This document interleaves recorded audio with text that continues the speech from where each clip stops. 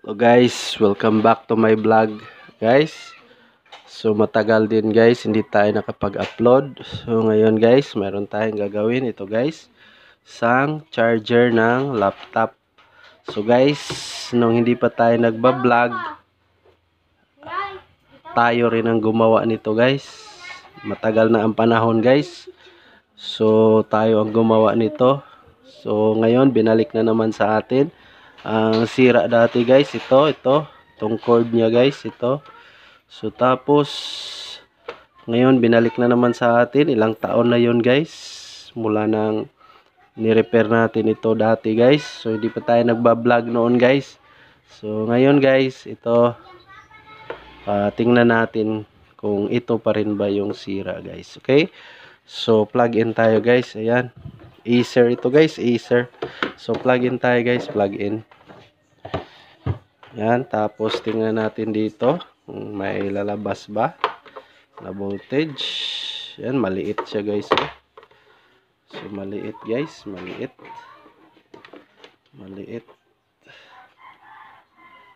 Yun, maliit, hindi kasya guys. So hindi kasya guys, hindi kasya. So guys, hanap tayo ng maipasok dito guys. So skip muna tayo guys, skip. Okay guys, balik tayo guys. Ito na siya guys. Ito na lang gagamitin natin guys. So, pasok natin dito. Tapos test natin.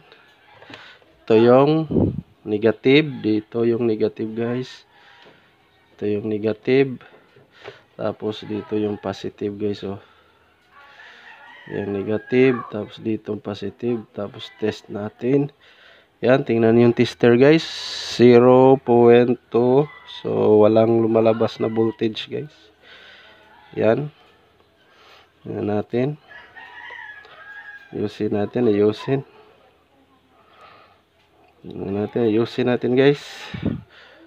Yon, walang lumalabas na voltage guys. So, walang lumalabas. So, guys, gagawin natin. Bubuksan natin ito guys. So, guys, as usual guys, habang nagbubukas tayo nito ng charger guys, paki-like, subscribe, and share. Tapos skip muna tayo dahil tatanggalin pa natin ito. So guys, paki-like, subscribe, and share. Alright. So guys, balik tayo guys. So ito lang yung tinanggal ko guys. So ito mga tali kanina dito guys. So ito yung ginawa natin dati guys, yung hindi pa tayo nagba-vlog. So ngayon, mga ilang taon na rin yung gamit ng may-ari, tapos binalik sa atin guys. So guys, try tayo munang mag voltage check. So check natin ito guys. Dito tayo mag-check ng positive, tapos yung ground, hindi tayo dito mag-test ng ground dahil ito putol ito. So dito tayo kukuha ng ground. Okay, so yan guys, dito positive. Tapos positive ng tester dito. Tapos negative. Hindi tayo dito kukuha guys. Yan. Dahil wala yan. Dahil walang continuity yan. Dito tayo kukuha guys. Oh. Nanggaling sa loob yan guys. Nanggaling sa loob ng charger. So dito tayo kukuha guys. Ng ground. Yan. Mayroon siyang 19.54. So stable, hindi bumababa, ibig sabihin okay. So ang sira guys ay ito lang, naputol lang yung sinulda natin dito.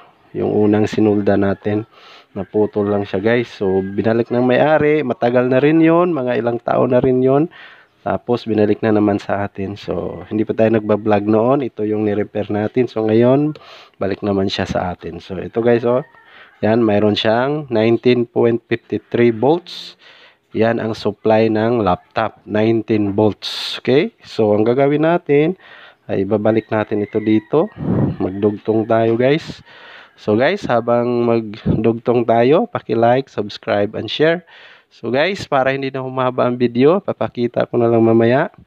So guys, idudugtong ko ito, papakita ko na lang mamaya guys para hindi na umaba ang video. So habang nag-skip ako, paki-like, subscribe, and share mga guys.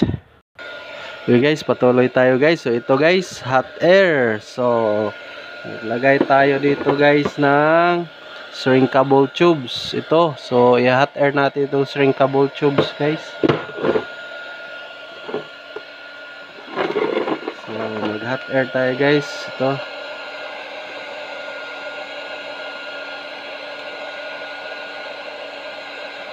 Okay, yan guys. So ito namang isa guys. Yan. So ito namang isang i-connect natin. Itong ground naman i-connect natin ito dyan guys. So skip pa rin tayo guys para hindi na humaba ang video. Skip. So guys, balik tayo guys. So guys, balik tayo. Ito na siya guys. So madilim yung video natin guys. So ito lagyan na natin siya ng shrinkable tubes. Tapos painitin natin gamit ito guys. Gamit ito. So hot air. So yan, initin natin.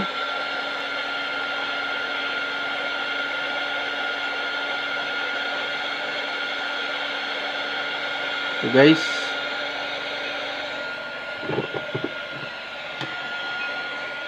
init guys. Yan.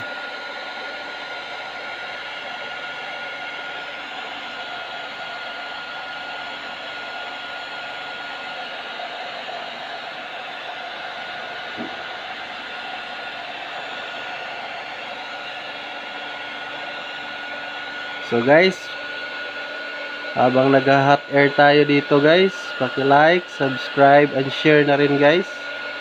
So guys, paki-like, subscribe, and share. Maraming salamat guys. So ito na yung ginawa natin guys.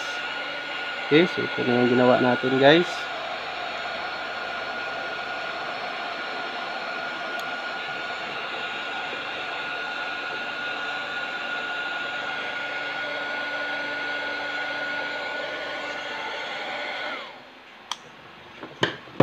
So guys, ito na yung ginawa natin guys. Tapos testing tayo guys. Ito, tapos testing tayo dito. So ginawa natin. Plug in tayo guys, plug in. So ito yung ginawa natin guys. Ayun. So plug in tayo guys, plug in. Plug in tayo. Yun. Tapos kuha tayo ng tester. Kuha tayo ng tester guys. So ito guys, kuha tayo ng tester. Yan, set natin sa DC volts. Tapos tingnan natin kung may lumalabas na ba dito na voltage. Yan. Ito yung positive. Yan, ito yung positive dito. Tapos ito yung negative. Ayun. So mayroon na siya guys. Ayan guys oh. Hindi makita guys. Yan. Yan. So yan guys. Yan, mayroon na siyang 19.53. So stable na siya guys. Ayan. Ayan, 19.53. So guys, okay na to guys. So yan. Yan, yung ginawa natin guys. So okay na to guys. Hindi na siya nag-drop down yung voltage. Stable yan, 19.53. So yan yung supply ng laptop. So guys, maraming salamat sa panonood. So guys, sana mag-like kayo, subscribe and share. So ito yung ginawa natin guys. So ito yung ginawa natin. So balikan natin yung ginawa natin guys. Balikan natin.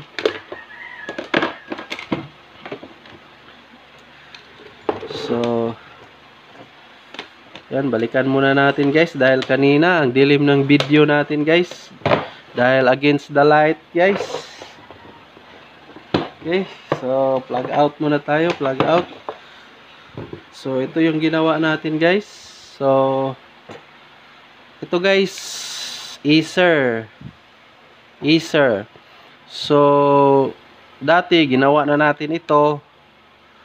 Tapos mga ilang taon binalik naman sa atin ng may-ari. Tapos ito pa may pinapagawa pa siya sa atin guys oh. Ayan, microphone.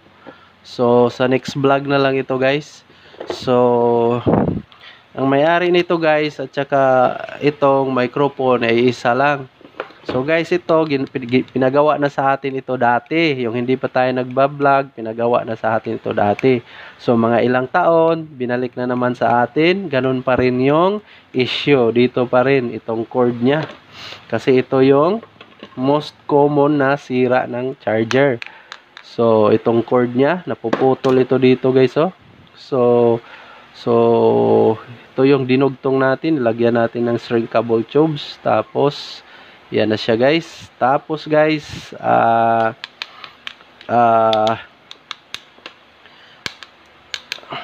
may lumabas na siya dito na voltage. Okay? So guys, hanggang dito na lang yung video natin. Marami na rin ako nagawang mga ganito guys. Mga charger ng laptop.